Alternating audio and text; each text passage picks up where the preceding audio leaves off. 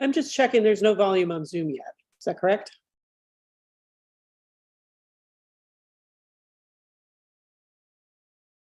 That's correct. Whenever you're ready. Okay.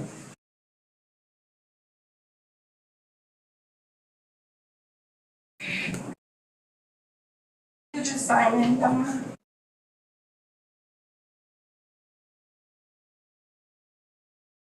You know, BJ, to edit this, it's not gonna work. Just. So it's not yours.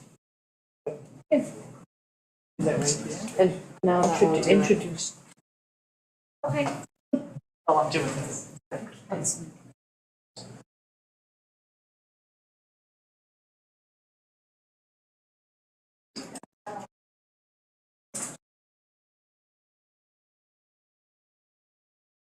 Formatted. Like everything in SharePoint. It has a mind of its own. All right, there are people still logging on, so we'll give them a minute.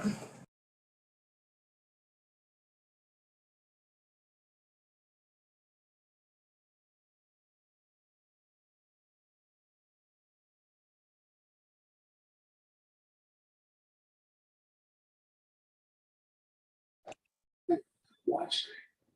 We've been watching. That's why.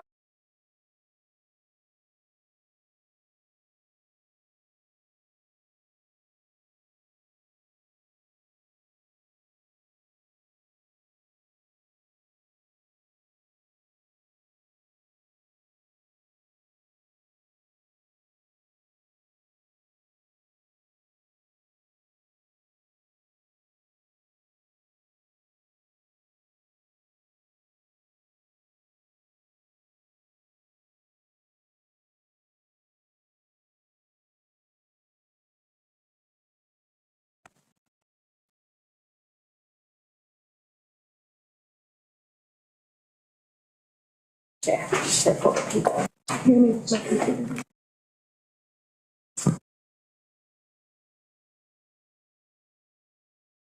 All right, we're going to get started with the public workshop for the comprehensive plan. It's September 19th at 7:03. I'd like to start by introducing everyone to Julia. She's going to be our new task force member. She's our liaison from the planning board. So, Julia, this is. Do you know everybody? I know. Thanks to everybody. We go around, James. We pretty much know everybody. Ourselves, yeah. But we have John. Yeah. John, Claire, Sean, Lily, Joanne. Oh, Joanne. Okay, that's right. Joanne I'm trying to place your face. Library. Jay. Okay. Rebecca. I know. Hi. And I think with one member on. Oh, one on. And Petra's on. Petra. yeah. And Petra is on Zoom. So we will hopefully see each other soon in person. Oh, and Peter's on Zoom too, so that's great. Wow, that's great. Okay.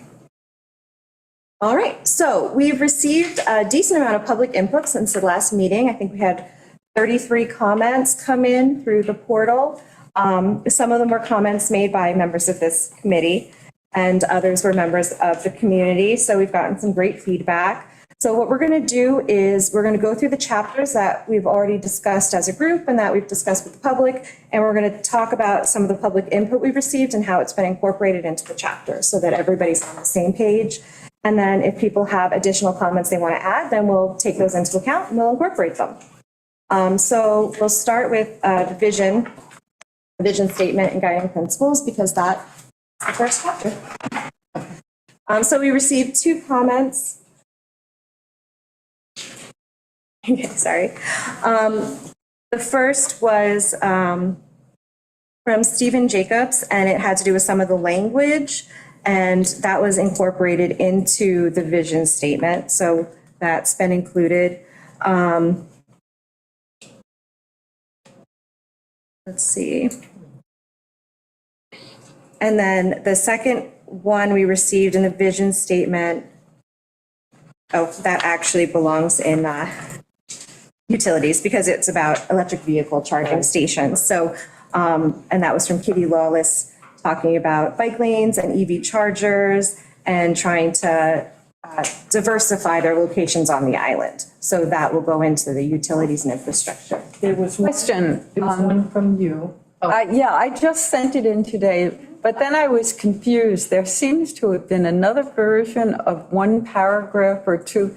I wanted to get the point is I wanted to get the fragile aquifer mentioned. So I thought of mentioning it after point one of critical importance or particular importance is our fragile aquifer. Okay. So There, Lily. just put those words into the I vision. put it there. Yeah. Okay, Put it good. right where you said. Yeah. Yeah. And also, I mean, if you are on the committee, you have full access to all of the chapters and you have full ability to edit everything. So if you have a recommendation like that, just Track your hit change. reviewing, track the changes and just make the change in the chapter. And then when everyone goes and look at it, they see your recommendations. So, I mean, you can add paragraphs, you can add pages, you have. No, don't do that. But you have to track so everyone can see what you're doing. That way, everybody can comment on it and, you know, it's in there. But yeah, the whole committee has full access to change documents and make their edits. But in fairness, you have to track your changes.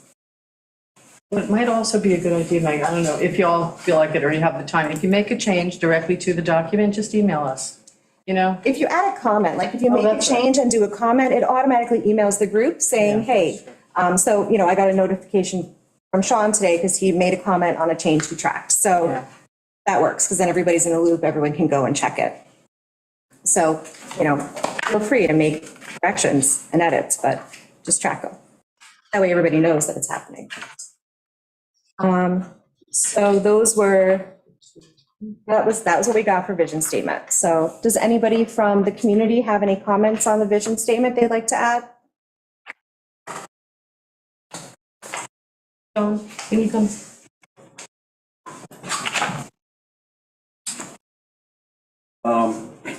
This is the microphone. Yes, Okay, so I have a comment on so the Zoom people know your name, Jan Studo. thank you. So I have a comment on the process, like, you know, when the public submits the comments, would that be possible to post those comments on the website so the public can see what was submitted? I think other people asked for it. I've seen the letter in a Showdown Reporter asking specifically about that. Yeah, we can make that public knowledge. I just have to, you know, it depends on what information we should put out, because when people submit the information to us, it gives their name, their email address, some of their contact information. Do we want people's identifying we're not information supposed out? to. Because I don't think so. So would it be, all if we determine after we do a little investigation, it should be anonymous, is that okay with you? That we just put the comments up there, but not a name? Yeah, sure, but it would be just important to see what comments people raise. Well, let's Because investigate. right now, when we submit the comment, you know, we don't even get a record of it. Good point.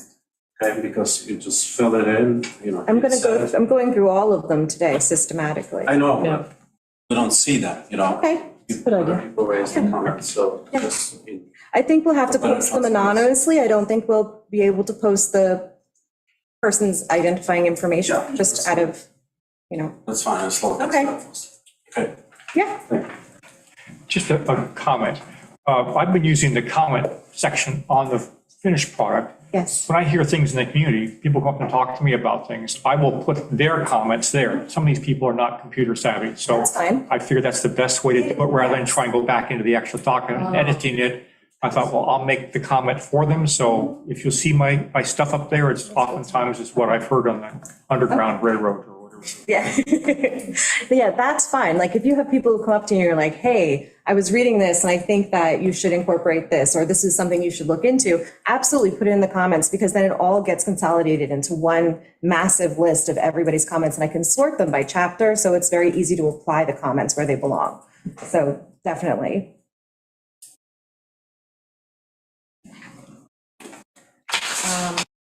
The next chapter was the Cultural Resources and Community Character chapter.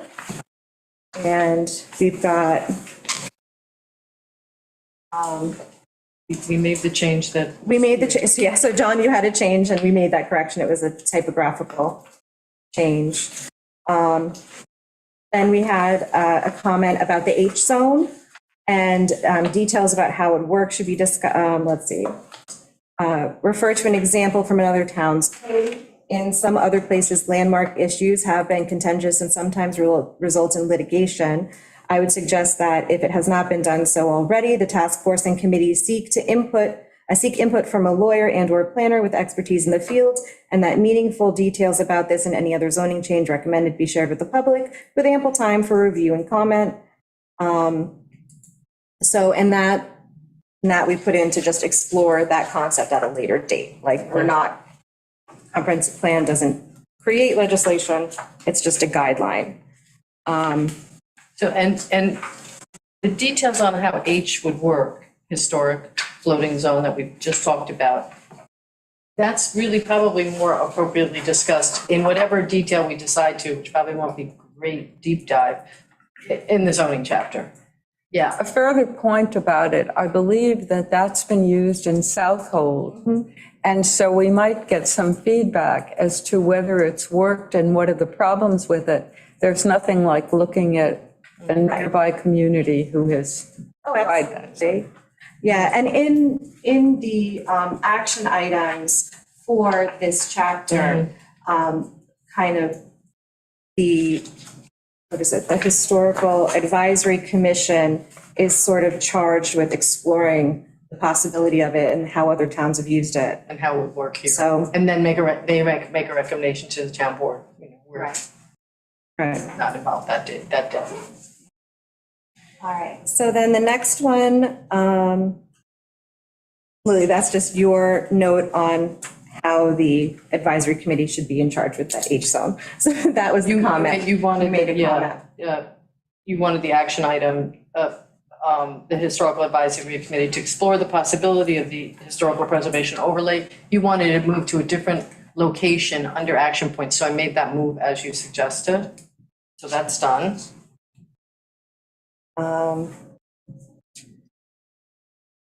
Okay, and then we have this one. The proposals are basically well thought out. The idea of historic advisory committee is a good one, but it must contain knowledgeable members of the community and representatives from the Historical Society and the CAC and the CPF committees. We need to be careful about easements. Purchasing someone's backyard may not be as beneficial to the community as purchasing the rights to the property and making it available to the public. So that comes with preserving historical properties that might be privately owned. Yeah. So that's actually a good consideration. Yeah. And we did make that change. We added on the action items, qualified and eligible community members should be selected. You know, so we put that in there because it's, again, these are very straightforward, good details, worth adding. Yeah. So we made recommendations that members from those different groups be on the Historical Advisory Committee in the action plan. Just make sure I'm not missing any from the most recent submissions. Okay, does anyone from the community have a comment on this chapter? Yes. I have a. Come on up. Yes. My name is Greg Pranzer. I have a question, it might be covered actually somewhere else. It's related to roadways and sort of the historic character and beauty of our primary roadways. Is that covered anywhere in the visioning? It's sort of in transportation and a little bit in historic and cultural resources when we talk about preserving visual character. So it is in there a little bit. Do you have a specific? One of the things that I'm Notions? concerned about is loss of tree canopy. Mhm. And I understand PS. Yeah. Whatever. PSE&G Long Island. Yeah. I think that in the last 20 years, we've lost virtually all the tree canopy of 114 especially. And then the other area, I think there are a couple of areas where we could benefit in terms of long-term visioning and planning for doing low-grade wiring to enhance, say, the heights and maybe a couple of other primary roadways. And then the other thing is tree preservation. I don't, Yeah. do we have, is there anything about that? And That will be in the environmental chapter, and then we also have it's environmental and conservation. So that tree preservation will be in conservation. Okay, yeah, thank you. And we'll add the power lines to the utility chapter as well. You look at places like Nostrum Parkway, where they do have underground power, and it is a really beautiful tree canopy because they don't have to trim back to make sure that the power lines don't go down in a storm because of tree limbs and stuff. But on 114, they do have to maintain that. And the Heights is a great example of where we need it, because we've lost virtually all the tree canopy in the Heights, and it just looks desolate. And all you see is all the development being underground, right? But the Heights is private. It's private roadways. I wonder what the role for the town could even be there. and maybe Lily knows. Just for your own information, there is a town law that all new developments, all new housing developments must be underground. So that's continuing going forward. It's been in present for probably 15, 20 years now, right? A slow transition. Well, we can't always. And it's not, Yes. well, and it's not really what most people experience, because our primary roadway is 114, and our historic district is the Heights. So those are the two areas that I think. Oh, thanks, Yoko, I totally. Okay, I'm sorry, I didn't mean to take up so much time, that's why I slowed down. That's all right. So I think the two most important areas are the continuity of 114 as a visual corridor linking the island, and then our historic district, which is the Heights. And I don't really know the particulars of how the privatization of the roadways work in terms of dealing with below grade J line. But I just think that we need to, a very important aspect of long-term visioning is the roadways, and I think. Visual character of the Yeah, island, yeah. right? Absolutely. Yeah. One of the problems we have is species of trees. So the Heights has a lot of Norway maples, and they're just timing out for age and root rot and verticillium and a bunch of other diseases that are out there. The beech trees right now. And the beech trees now are Beech up trees against are the new sad. code, so they say in 10 years we might not have any beech trees. So I know Tim's been very active with Friends of Trees, running around the island planting trees, but we just probably need more of that. And that's currently in the town code, that the Friends of Trees in combination with the highway superintendent will go through and exactly what you're saying, both for just health and safety of the trees and visual, kind of, preservation of the roadways and whatnot. So that's already in there, but maybe it's just a matter of following up with them and getting their input as well into this. Because I know that the budget that the town has for tree work is very small. But Friends of Trees is doing productive work in that regard, but it does need an overall, I think, approach from the town. Yeah, thank you, Thanks. thank you. Would we put that for an action item then? Yeah. We can look into moving some of the power lines on 114 underground, which may actually make it could kind of tie into something that BJ and I were talking about earlier when we were reviewing one of the chapters, which is, creating a task force to work on improving the island's power resiliency and kind of, say the word? Resiliency, renewability. Resiliency, just so that we're not so subject to weather and things of that nature. It's certain that we've already talked, it's already in our vision statement, is about, mitigating the effects of climate change. And so, my first thought when you brought this up is, whoa, that's a big price tag to bury cables. We know that's expensive. But maybe it's time to at least start thinking about it, because not only for beauty, but for resiliency. And it doesn't have to be everywhere. Right. Targeted. Right. All right, good recommendation. Does anyone else have anything on the history and cultural resources chapter? Actually, hi, this is Kim Nolan. I'm really sorry. I missed the first 8 minutes of the meeting because I couldn't get the Zoom link to work. And I heard you talking about the floating H zone. Did you already cover that? We did a little bit, but we have your comments incorporated in the action item.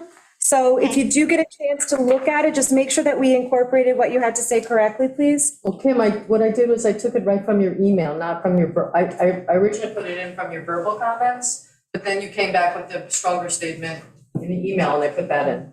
Thank you very much. That's all. Thank That you. was great. Okay. Mr. Sudol?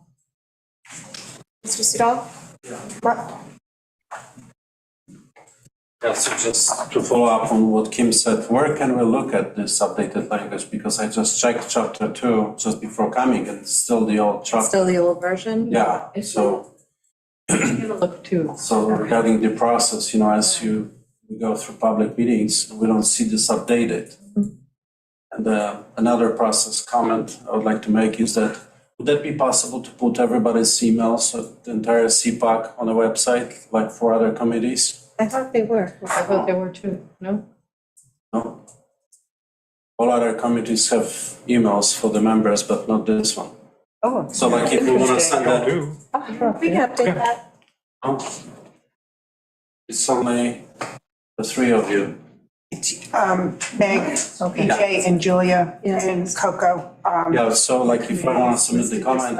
that's a good point. I didn't know that. It's here, Jan. We can update it. Kim Nolan's comment is here. It's actually bold. No, he needs to contact the CPAC. Oh, no, I know, but what you first said. So are you going, I just looked at chapter 2 before coming, it wasn't there. are you going? It was the original chapter. I mean, it's okay. Website, That's probably what it is, right? We'll make sure it's Yeah, updated. yeah. We'll make sure. But yeah, Should you're put their right. names and then it should pop an email. Yeah, we'll also add the email addresses to the website. No problem. These links Yeah. have to be.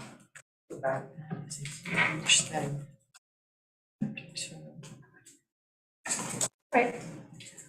We'll take care of that. Anyone else on chapter 2? Nope.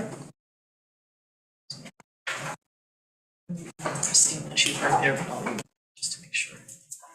The next chapter we have is Public Health and Human Services.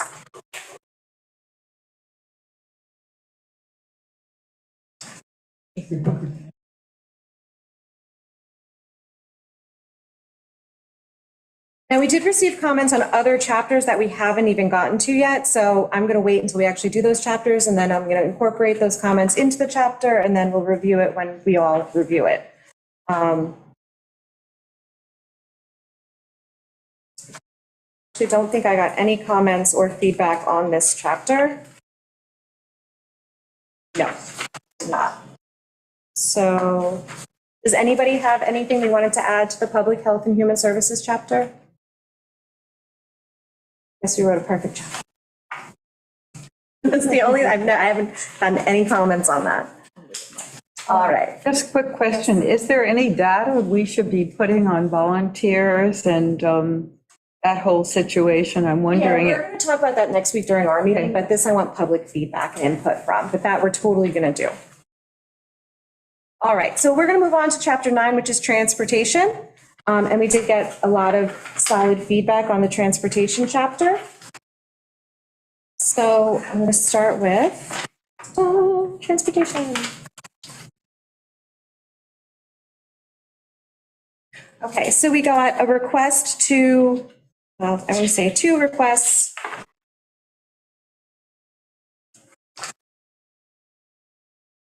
It's the same person. Yes, I'm going to read this one because I think it's more comprehensible. Commission a comprehensive traffic and parking study to understand the changes which have occurred over the last 20 years and what is anticipated over the next 20 to 40 years so as to inform broader zoning growth and infrastructure changes. Expansion of dining and hotel facilities must be informed by the impact they would have on traffic and parking. The results of the study should lead to a town traffic and parking management plan to better preserve the character of the island and stop the Sag Harborification of Shelter Island. So that was one version of the same comment, and the other is, why is there no study around the most important issue around transportation, traffic, and parking? We have issues of people driving too fast on causeways. We have issues of being unable to find parking on Bridge Street and in the Heights, not just weekends, but during the week as well. We have issues with many cars driving fast on 114 near Winthrop, near West Neck, near Cartwright, And we do we know how many cars come across the island every day? From where? Who are they? How many people come from off island to eat at restaurants here? How can we propose changes to other things like zoning, for example, the H zone or increased density without knowing this? Traffic studies are the core element to any government action on transportation. So I have a couple of responses to some of those specific points. The first thing is study parking on Ridge Street, for instance. Why? I mean, I'm not being facetious. Let's say we discover that parking is needed, additional parking is needed. What are we going to do? Buy a property, tear down a house and make a parking lot? For example, I'm uninformed here, so I'm going to reply to your statement with a bit of a question. Being in the Heights, I've been constantly aware of the parking and the danger, because people are now parking around that whole central triangle, obscuring the vision of cars coming up the other side of the triangle and cars coming along 114 from the ferry. So parking produces safety issues. It's not just simply. And I wonder what Check the Check With, when it redid itself with several restaurants, had to do with anything about parking. I'm not aware, or what Leon, the new restaurant, however it's pronounced, I still say Leon. But what did it have to do about parking? Did it have to comply? And how can we better fix what the rules and regulations are for new restaurants, new hotels in terms of parking? Because they're really dangers at this moment. No, I don't see the dangers, but go ahead. Well, I live in the center of town, and where that beer tasting shelter, whatever that beer Yes. thing is, by Maria's Kitchen. Yes. How did that happen? Yes. You can't get around that corner. I mean, kids are walking, getting lunch. Yes. I don't know, Sean, like, it's like a disaster zone there. So there are all these things. So it's not just big restaurants, it's just simple little tiny spots in the middle of town. So, while maybe the town, it might not go buy something, parking is an issue.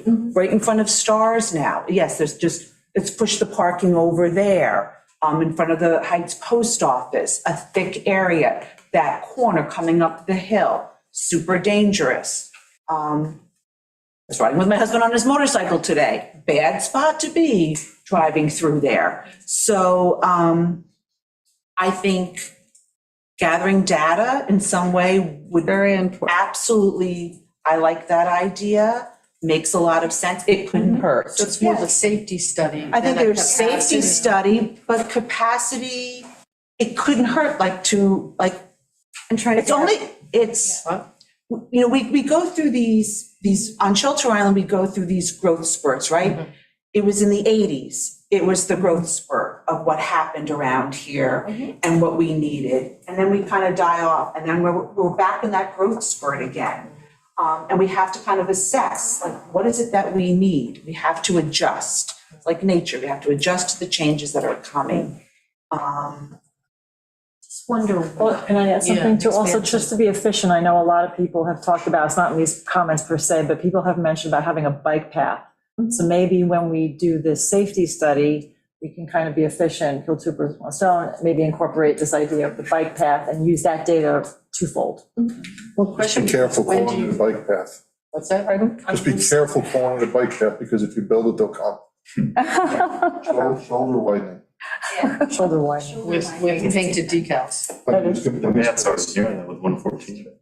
It is true. And the piggyback, sorry, on your question, BJ, maybe it's not creating more parking. Right. You have to ask the question first before you can figure out what the answer is going to be. But it could also be, maybe altering the flow of traffic, maybe additional One-ways, streets. yeah.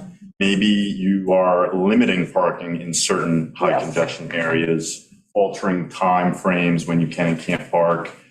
Just off the top of my head, those may be certain conclusions that you may find. The recommendation of a shuttle. Right, right. To A cut shuttle. down on private cars. But, so the question then becomes, when do you do the study? Do you do it now for the comp plan, or does the comp plan say the study should be done? If you did it now, it wouldn't be. Well, we, That's right, we'd have to wait till next summer. DJ, this raises the important question of data. We obviously shouldn't be rushing the comp plan to transfer. No, I'm just saying we need the data, and maybe there's a way that we can we need data. Well, so We're that's going my to need it even specific- more for the economic development chapter. Well, that's my specific question, though. Right. Is this something that needs to be done ahead of it, or does the comp plan recommend that this study be done Oh. and action taken based on the study? I mean, I think that's the order, but I just would like to know what everyone else on this committee thinks, you know? I think it's an action item. I think it's an action item. I think it's an action item to be done. To be done, right? It would be nice if we had it and we could act even further along the road, but It can we serve a don't. lot of purposes, so that's why. That It's a complete streets evaluation. Yes. So it's pedestrians, bicyclists, bar cars, transient cars. You know, one of the strategies for complete streets is reverse diagonal. So you pull up to, you might be able to pick up another 8 cars on Bridge Street. Just by simply, you know, changing the parking direction a little bit. Right. Some of those That's what, spaces, that comes out of that. some of the spaces on Bridge Street are a lot longer than the required length, so. So I think we actually have a recommendation in the transportation for a complete street study. Yes. So that would Yes, you cover do. and encompass that. So do you have to then specify, should we then specify what we would like in terms of information from the study, or does the complete street study speak for itself? I believe it does. Yeah, it speaks for itself. It addresses all forms of All travel. forms of travel. So that, yeah.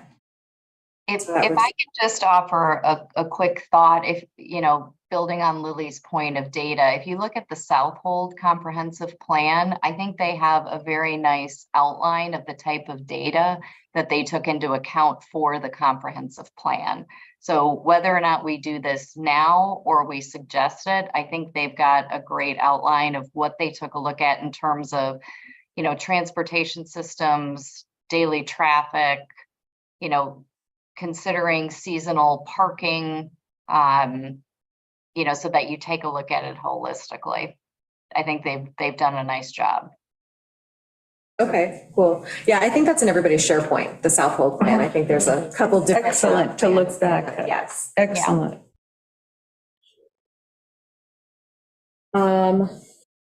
Let's see.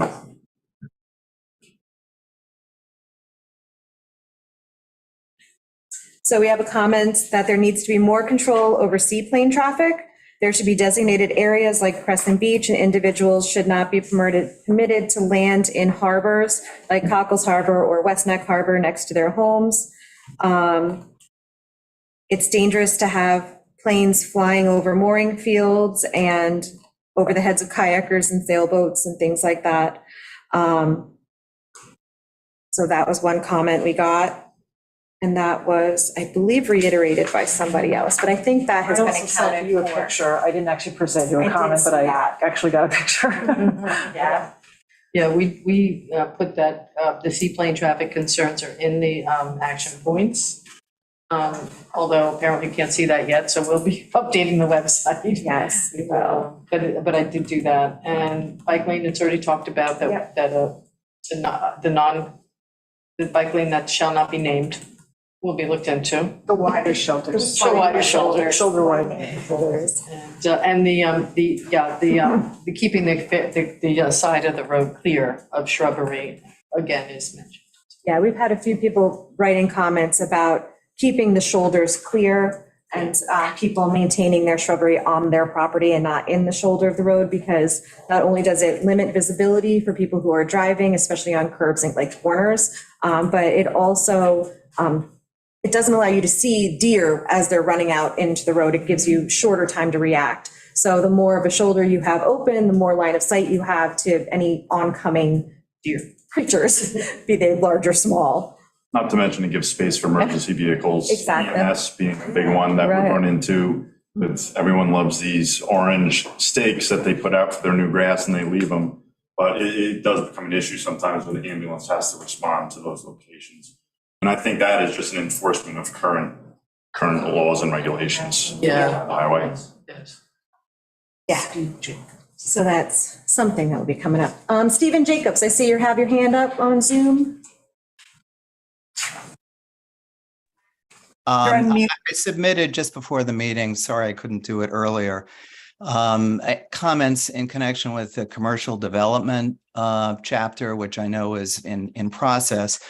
But the comment relates to the issue of transportation also, because the notion that you're going to come up with conclusions and you're going to do a study and get data later, just in my mind, makes no sense.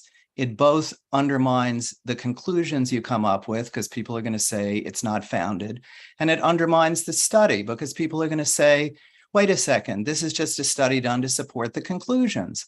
I mean, I know this is difficult stuff, whether it's transportation issues, commercial development, zoning, but it's, in my mind, the responsible way to do it is to study it and then come up with well-informed, factually based conclusions. Yes. Thank you. Sandra, you have your hand up?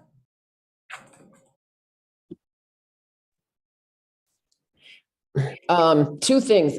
I wanted to comment on keeping shoulders clear. It's town property that the shoulders are for at least 5 feet, probably. I mean, Yep. so the town is at fault in a lot of places because they're not keeping it cleared. So I get after that, if it's private property, then yes, the property owner has an obligation not to have their shrubs growing over. But I mean, I could give you a list of places where the town should be clearing, because I walk in a lot of places and I have to walk in the road to see what's coming.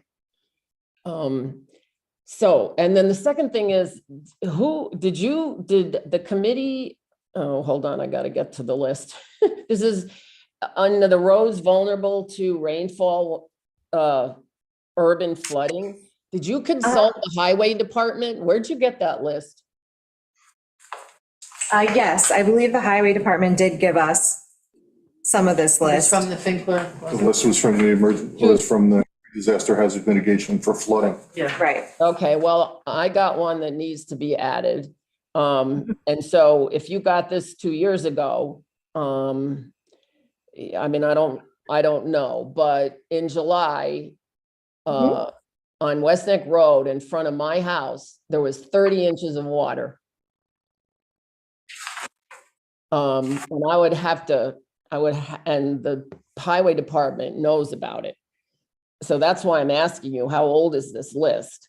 It's old. I It's can tell old. you that because it was 2020 when they wrote this. Yeah, so, well, I'm pretty sure it flooded back then. It's just, I guess nobody cared. I'm not sure. But I'm happy, I'd have to go out and tell you what numbers it's between, what street, house numbers. Because I I can't can remember. find it. I know the location you're talking about. I'll Yeah. add it. Yeah, okay, that's it. All right, thank you. Just gonna add, it's between Behringer and West Neck. It's Behringer and That should be high-low. Harlow, yeah. Yes, but it's not all that, it's not from Behringer to the golf course. Yeah. As it comes over. Yeah.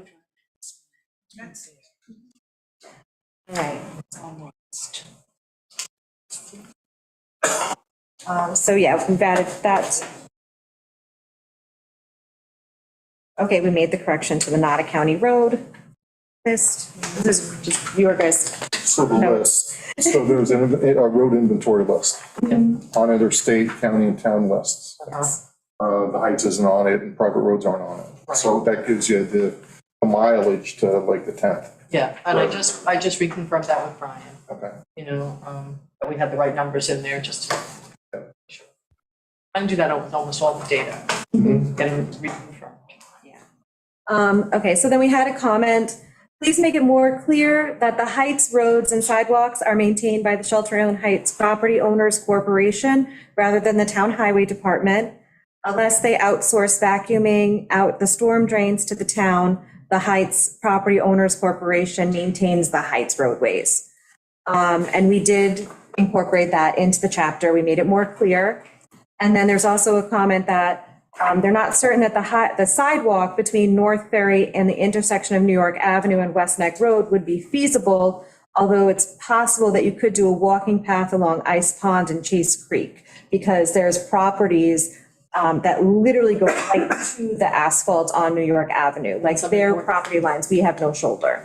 So that's, and there's trees, so. But the discussion there, that is, that wasn't a firm anything, that was a, used as an example. Right. Place where sidewalks might be needed and improve safety.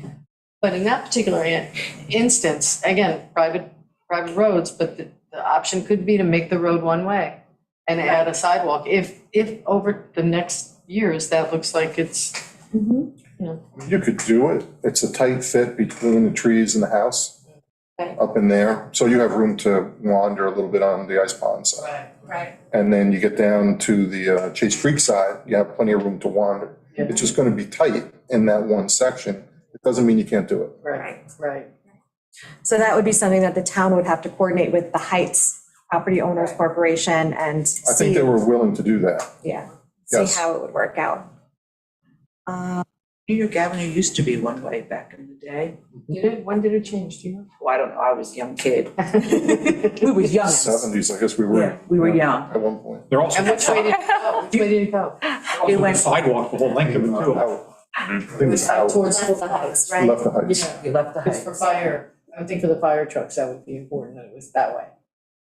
Yeah, otherwise they'd have a longer You'd stretch. leave the ferry and that's how you left the Heights. Yeah.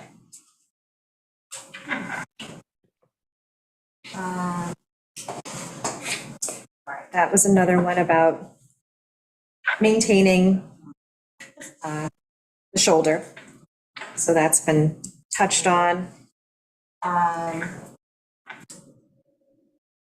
What chapter are we on now? Transportation. Transportation stuff.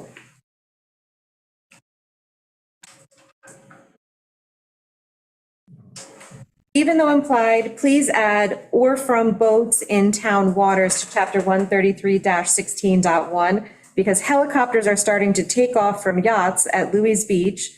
That seems like less than 1,500 feet offshore. They're also taking off from yachts from Sag Harbor. Let's nip this in the bud and make it perfectly clear they must be 1,500 feet offshore before they start landing on boats in Cockles or West Neck. We seem to ignore seaplanes taking off in Cockles Harbor, even though they exceed the 45-mile-per-hour speed limit while on the water. So that's another recommendation for seaplanes monitoring or restricting seaplane use. And this one even doubles down with helicopters, which I actually hadn't seen yet, but Oh, yes, helicopters are on and off of of the boats. the boats, yes. That was the big, that was the big Haven't seen scene. that this- yet. yes. Okay, Big well, scene. And I'm thinking that those topics should be covered by the WMAC when they cobble together their recommendations for a chapter just to waterways. But but that's a really good point about the 45-mile-an-hour speed, the speed limit of Right. a seaplane, how fast it, when it's on the water, it's. Also, taxiing, yeah. those seaplanes hover out there and they hover, and it's really disconcerting if you're out in the Are water. they waiting for clearing? The uptick in traffic as a person along that coast of the Heights is horrendous from last year, given that there was a change in the Hamptons, whatever their policy. So this is really, really noisy. And it's now, Monday through Tuesday? It's Yeah. all the time. So I think we have a lot of new issues. Yeah, there was definitely an uptick in. Right, but I've just seen them hovering out there and hovering. Well, at They're Crescent waiting for Beach, the boats to at Crescent clear. Beach, there was just like two of them. They come in at the yeah. same time and they're just out there, just boom. It doesn't look very safe and it doesn't feel good. Well, and Under that's them very crowded as they area to hover. Have Yeah. people flying overhead.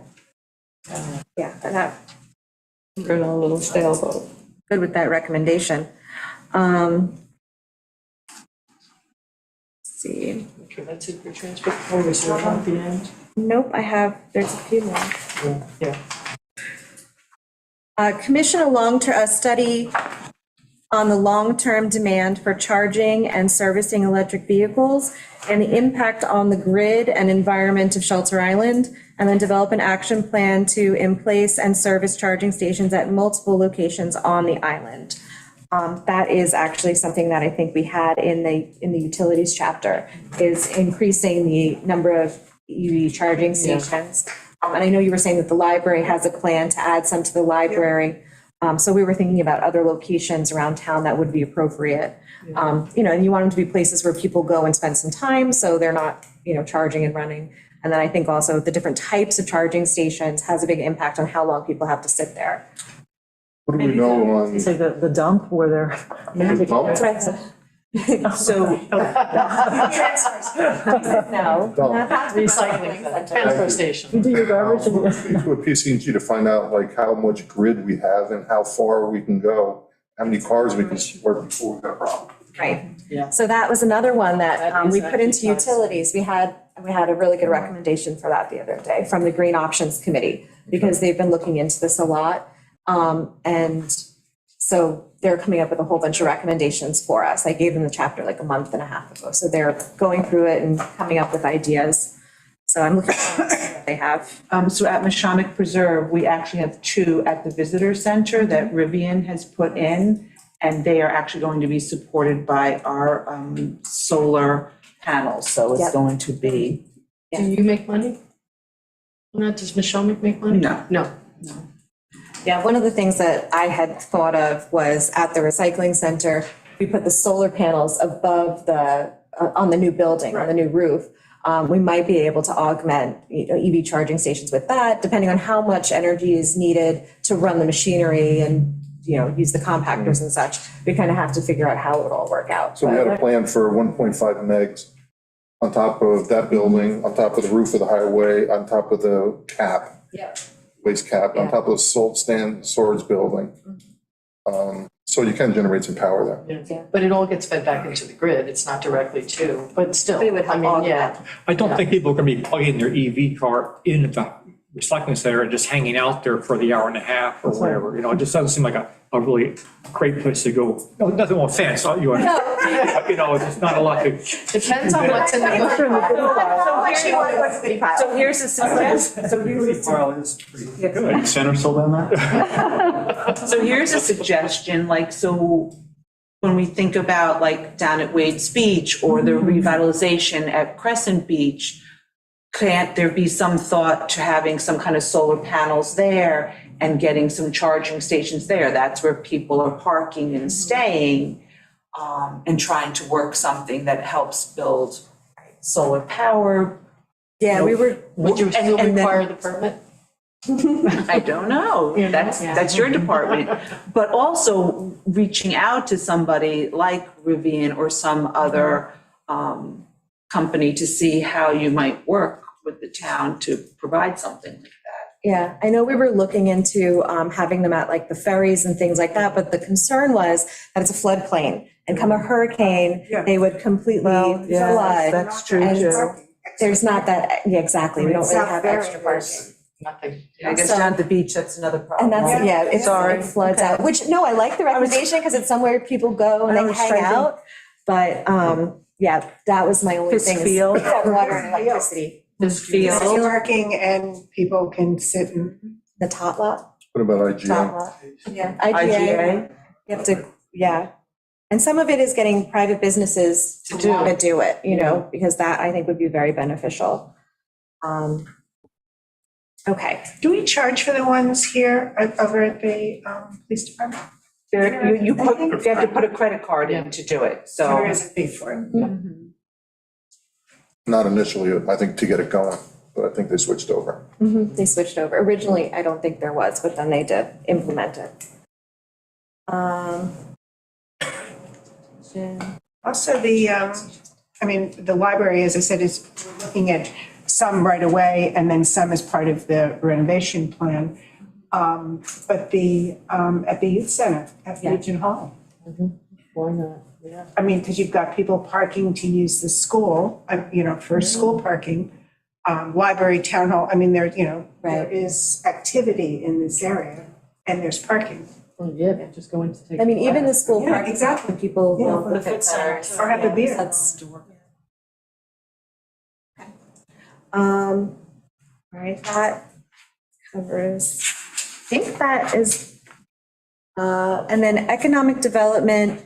We had one comment that worked for both economic development and the utilities chapter, which was about, oh, I'm sorry. Did anybody have anything to add on the transportation chapter before I move on?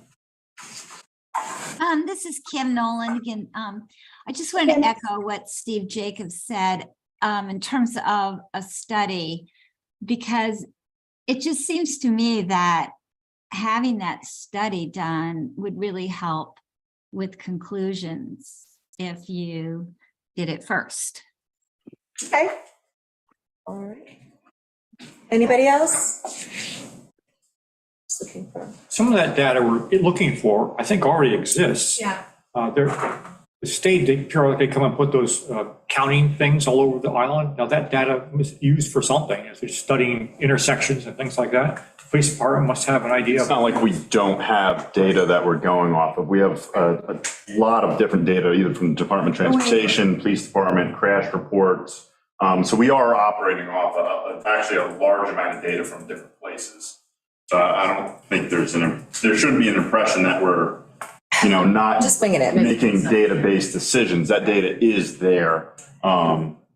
Is there some way of incorporating it into this with it? Like, Well, I think know that, there is a place we have accidents and things like that already in this, right? It's already incorporated, yeah. So it is. You have to I was- hire an engineering firm that's going to look at the data and pull it together and then Analyze look it. at measurements and look at how you're going to get everything to fit together. So it wouldn't be going out and reinventing the wheel. The data is there. It just means someone's going to analyze it. Right, So exactly. that might be a simpler study than what we're, I was going to say, I mean, this is a line we're talking about. Do we have the data, or we're simply recommending a study? And here, it might be that we have the data in scattered form. When we had consultants, their job was to put it, remember? When we first started, it was to put it in manageable form, which I think, if you think it's a problem with the transportation chapter, is giving a lot of, I looked several times through the economic development chapter and looked back at Southold and all the hundreds of pages appendixes. We don't have the data. We don't, and maybe we can use this public meeting to ask for help, which we should. We need the public input on, and even an inventory of businesses and industries on the island and specific businesses. We do not have an accurate accounting. That one's already been assigned. Yeah. Very, very important. Yeah. I mean, Yeah.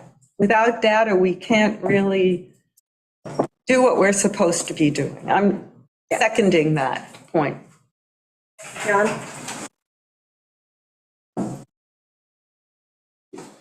Yeah, I just wanted to add on this, to build on this, that, traffic is a serious issue, traffic and parking.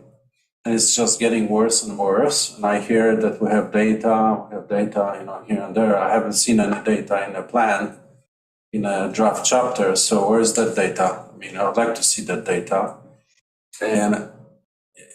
And also the code should be looked at, how is that possible that Leon was permitted restaurant with 70 seats and 23 parking spaces, and then cars are parking along the public roads, using this as parking. And same situation in the Heights, where the Checkwit got refurbished, expanded and so forth. And now there are cars. Is it expanded? Not expanded. Well, I don't think there was a sitting area on a porch. Yes, there was. There was? Well, Same There's always exact two thing. kids. It's just been so many years since So it's been an maybe active business. it's just got Yeah.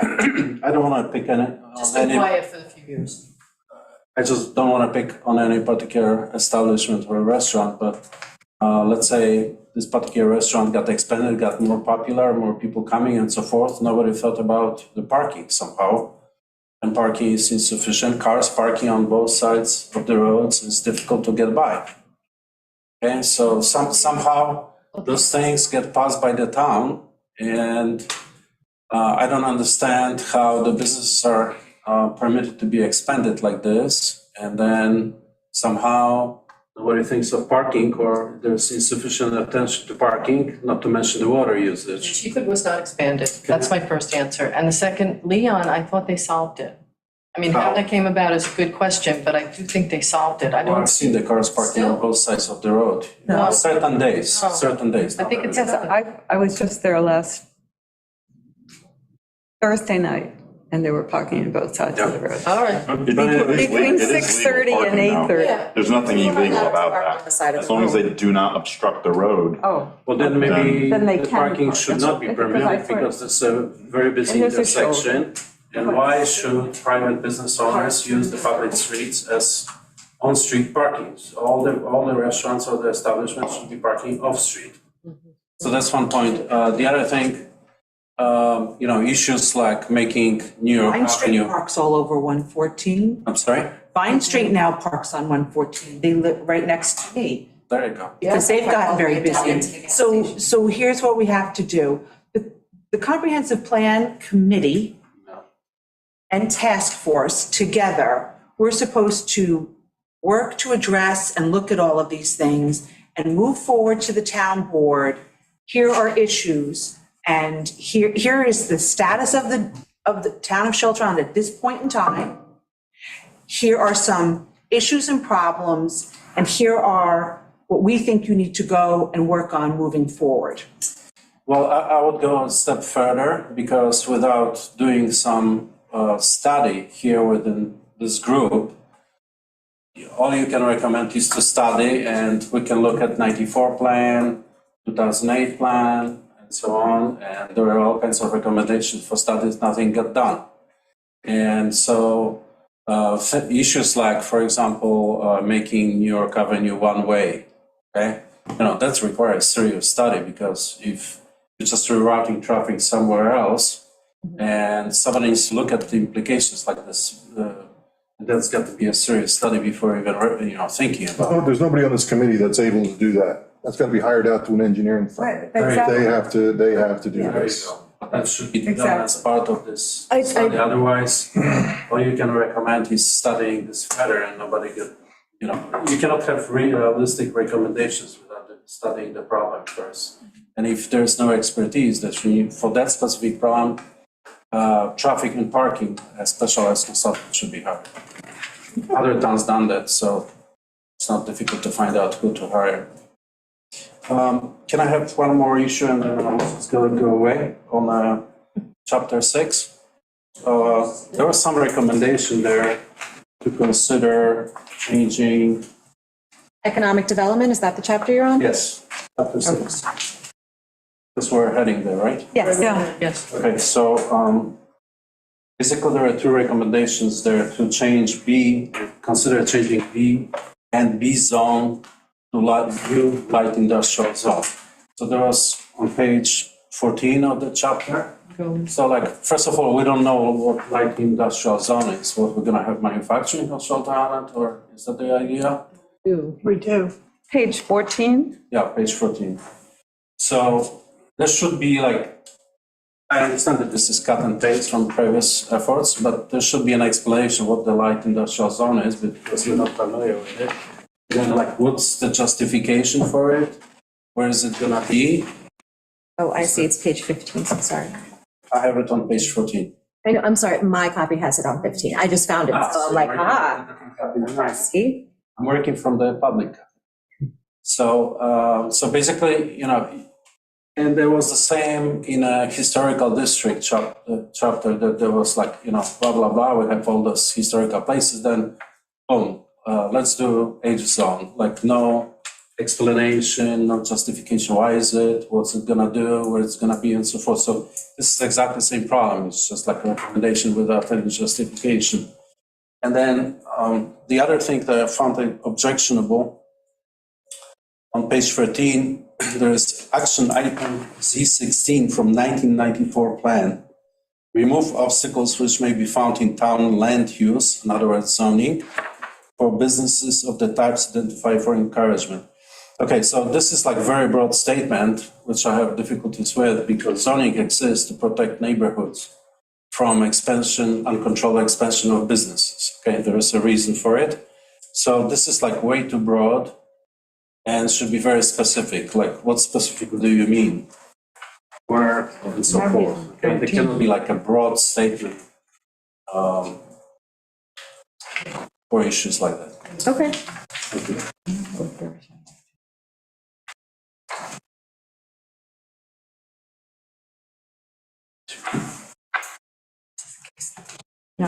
So I'm going to read the one comment we got about economic development, and then I'll take more comments on the economic development chapter.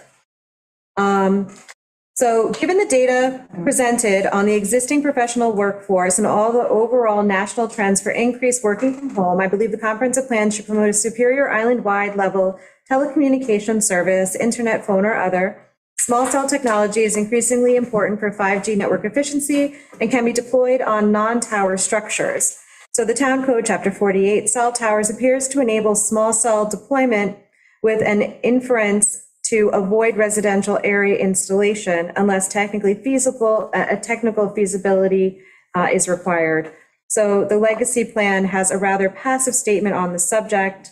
So this is in favor of the island trying to diversify their 5G service island-wide and to enable and facilitate an island-based modern workforce.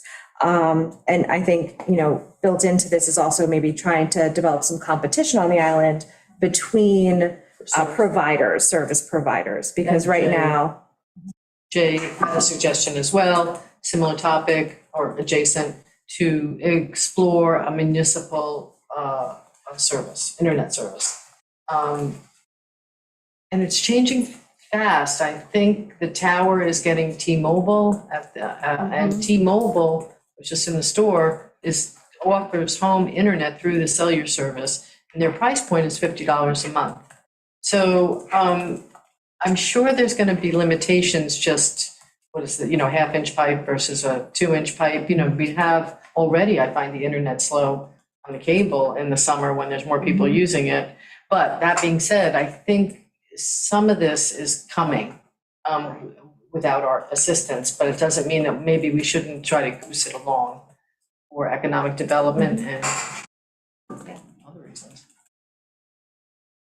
So I put J's in utilities, and this came up in economic development, so maybe it needs to be in both chapters. They can totally be in both chapters. Yeah. So that was the only comment I got on economic development. I do know that we are working on collecting more accurate data on the businesses on Shelter Island, the types of businesses, how many people are kind of employed in what industries. And it's hard using the national data because we're so small, it's just not accurate. So by trying to kind of compile our own data based off of what we know and what the community informs us of, I think we'll be able to have a more solid understanding of what our economy actually looks like. Because even the regional data isn't accurate for us because we're so unique in that situation. And as I mentioned in the note I had written about it, I tried to do a little looking. It's helpful for us to look at Southold because it has some of the same spread of industries and specific businesses that we need to remember to put into our list. So looking at Southold, spending 10, 15 minutes looking through the Southold list will help us. Yes. And you only want industries and businesses that are by residents living on Shelter Island. How are you defining this? Or define, yeah, that's a good question. I would, I think so. I think it should be if they operate there, right? That would not be Chase Bank. Chase Bank and Hubbard's Repair Shop. Right. So it's a business that operates on Shelter Island that employs people, here on the island, whether they come from off island or not. Okay. Doesn't have to be owned by a Shelter Island resident. And that can be one of the questions we ask, do you live here and own the business, or is this maybe one of multiple branches of your business, something like that, to help them to get a better picture of everything. to figure out which one it We're was, on the chamber if I remember agenda correctly. for their Oh, great. conversations. Great, yeah. Excellent. Stephen Jacobs, I see your hand up. Yeah, shortly before the meeting started, I submitted a general comment and some specific comments to this section. Do you have them accessible, or I'd propose letting you folks at your leisure deal with the specific comments, but I would appreciate your either reading or let me read the general comment. You go right ahead. Yeah, if you have it in front of you, go ahead. Yeah. I pulled Yeah. these two out. Yeah, So. My general comment is I do not understand how the issue of economic development or land use and zoning can be addressed or even meaningfully discussed without current, not 2018 or even 2020 data and professional studies of at least 1, any relevant environmental restraints, and 2, any infrastructure necessary to either address those restraints, such as public water and or wastewater treatment, or to accommodate the desired growth, such as transportation and traffic lights, et cetera.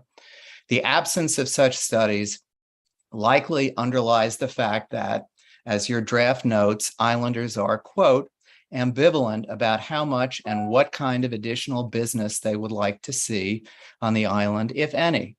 Indeed, the absence of such studies likely fuels resistance to development. The comprehensive plan should grapple with and make well-informed recommendations with respect to these issues, difficult and contentious as they may be. A comprehensive plan issued in 2023 should not rely on pre-COVID employment data or environmental studies. A generic environmental impact statement is required as part of the comprehensive plan process. That study should be done before or perhaps while your group considers its goals, not after it has formulated them, tentatively or not. Otherwise, it will appear that your goals are driving the studies, which are result-oriented rather than independent. Rushing the process will have the same effect. rushing. Oh, sorry, I didn't start my video. I'm just seeing that. It's okay. That's right. All good. Okay. The GEIS was done based on the recommendations. Well, we'll have to look into that, Stephen. Thank you. Check that out. All right. Does anybody else have anything on economic development? Can I just ask you a quick question? Yeah. Come on up. This one's got a great Cranford. All of your initiatives, to me, seem to be addressed from a pro-growth perspective. Is that correct or incorrect? As opposed to a slow growth or contained or no growth perspective? I don't think they're intended to be pro-growth. I think what's happened is that we've experienced growth and are trying to react to it and to manage it and somehow anticipate where it might go and how to handle it, whether that be restrictions that need to be put in or different policy changes, things of that nature. So I think that what you're seeing is that we've obviously experienced growth in the last 2 years. And even between 2020, when we first started this process, and then we had a hitch in our giddy up for a few years, now we're at it again. So we have this delay, and we had COVID happen in between when we got started and now. So there has been a shift since then. And so I think what you're seeing is a reflection of us seeing all of this change in such a rapid period of time and being like, whoa, this is what's happening. How do we manage this? So thank you. So as part of your data gathering, could I suggest that we have some studies of analogous environments like Edgartown, Block Island, other communities that are experiencing similar growth and influx of people, and look at what their specific initiatives have been, where they've succeeded, where they've failed. I think Edgartown is a great case. Where is Edgartown? I'm not Martha's Vineyard. Okay, thank you. It's a great case in point because they're a beautiful island separated from the world by ferry, and they're disastered. Right. And I think that's where They're a you're disaster. headed with Did you just say? They're a disaster. a disaster. If you go to Edgartown in the summer, you can't drive anywhere. And everyone's come across on a ferry, so it's not like you're just coming across a bridge. So they've made an intent effort to get there. And we're much easier to get to than Edgartown. So I feel like you're on the right direction. I'm a little concerned. I just don't want to stay like Edgartown. So, We understand. We understand, right?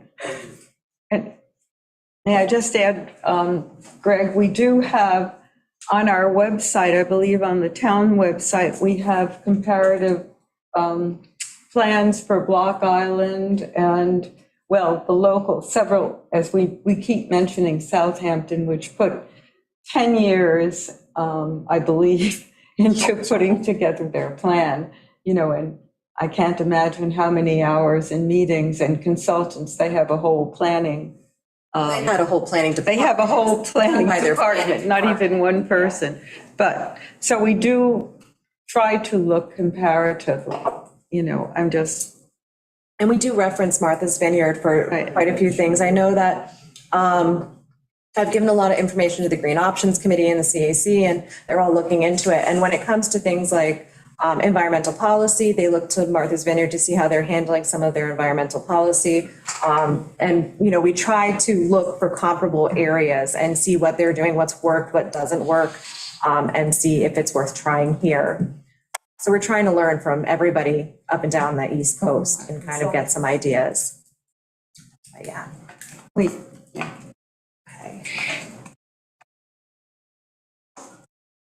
Does anybody else have anything on economic development? I'll make sure that these chapters are updated on the website so that you have the most recent versions with these edits incorporated. I thought they'd been put up, so I'm really sorry that they Yeah, we're weren't. really sorry. I thought they were there. They're in the internal document, so we'll Yes, I already definitely. have that note. I've already emailed Christina, who does that. So that will happen. Oh, Sandra, I see your hand up. Maybe weekly. I caution you about Martha's Vineyard because it's actually, and Greg he will agree with me, it's made up of 5 distinct townships. Yes. And yes, Edgartown is a disaster. But other parts of the island are not. And so I don't think you should be generalizing. I don't think any committee should look to them as a whole for what's working and what isn't working there. So I just caution you about that because they really are 5 totally separate towns. Yes. One of the things I noticed, I was just there a couple of weeks ago, the size of the ferries is big. They dump a lot of cars and a lot of people in one shot. And I was just we were mostly in Vineyard Haven. And I just thought, well, that's a way to limit things here, or that is sort of I want to say is limited by facilities here. I just think that we can't build them really much bigger. Yeah. Well, and if you got off in Vineyard Haven, you should see what it's like getting off when the ferry comes into Oak Bluffs. It's a disaster. It's horrible. But yeah. Anyway, don't make the mistake. I mean, really, you have to look at every town there separately. Now, they may have an overall environmental plan, but their building requirements are different. Limiting the size of houses, it varies from town to town. Yeah, we try to look at a couple different places, like for policy, for example. I know that Green Options was looking into fertilizer and herbicide restrictions. And so they looked to some of the Martha's Vineyard towns to see what policy they had in place, Block Island to see if they had policy in place, Southold. There's a few different places that we always look to their codes to see if they've done anything and if it's been effective or not. So I know one of the towns in Martha's Vineyard did a fertilizer or a herbicide district. Yeah. And so that, involved educating the people who were in charge of spraying and applying. And so it was a bit of a process. And they said, it started off all right, but it really didn't follow through well. It didn't actually have much of an impact. So we're trying to explore different opportunities and different options that have been tried by other communities already to see if it's a viable thing for us.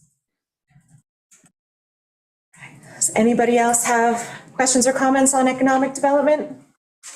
Hi, sorry, this is Kim Nolan. I'm not able to work that raise your hand, so I do apologize for that. I first want to say that this group is doing a huge public service, and everybody who's participated in this call can see the amount of work and hours that you guys are spending. So after saying that, I just want to reiterate that you need help. You need some independent consultants. The town needs to spend money on this. It's not going to be a huge amount of money in connection with other big projects that are going on. And I think that it will help inform decisions, and it will help raise public consciousness, and it will get you maybe not consensus, but certainly understanding and appreciation, rather than just, not having the kind of will of the public along with you, which is what I really think you're striving for. And I really appreciate it. Thank you. All right, thank you. Anybody else? Who's going to make the request to the town board for the complete streets? Well, yeah. Yes. How long does it take to do a complete streets? It's going to be a while. It's in-depth. It's an Yeah, in-depth, long-term project. I mean, but you got to start somewhere. You got to get it done. Let me talk to Brian. He would be the person who should present it to the board. The person probably would be Stella. Try to get her on board for the Heights portion. Okay. And probably it's ferry to ferry in the Heights. Yeah. Yeah. For Leon area, that's basically county roads. Yeah. So maybe we could reach out to the county specifically for that intersection and area. Well, I think also we need a police perspective. Is it dangerous? Is, parking in and of itself on a road one issue? Parking on a road that creates a dangerous situation, another issue. Could it be solved by more lighting? I mean, I don't, there are. There's not a great shoulder there is a problem. Well, it's like the same thing on Midway Road during those crazy S turns. There's a million people parked in the street where they could just pull their hedges out and have parking in their yard. Right. That's my pet peeve. Because it's dangerous. You come around a turn and there's 3 cars, a guy with a dog in the middle of the street and a truck on the other side. And somebody Exactly. mowing lawns. Yeah, it's very dangerous, but it's, it's what it is. All right. So I'll talk to Brian and Stella and see if they'll come together and present to the board. Just in terms of time, we're 8:20. Okay, so we'll wrap it up. Thank you.